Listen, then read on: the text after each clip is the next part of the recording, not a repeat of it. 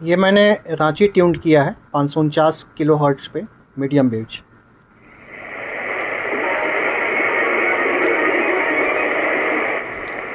Volume full नहीं है यहाँ पे, और यहाँ तक देखिए वॉल्यूम ठीक है। यदि मैं बिल्कुल फुल कर देता हूँ उसके बाद देखिएगा इसके साउंड की क्वालिटी, ये देखिए वॉल्यूम गायब हो गया। बहुत कम वॉल्यूम है, साउंड है उधर से म्यूज़िक का। कम करता हूँ,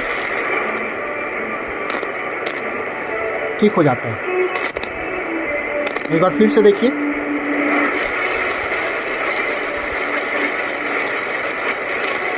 वॉल्यूम, साउंड, म्यूज़िक का गायब हो गया। कम करने के बाद फिर ठीक होता है।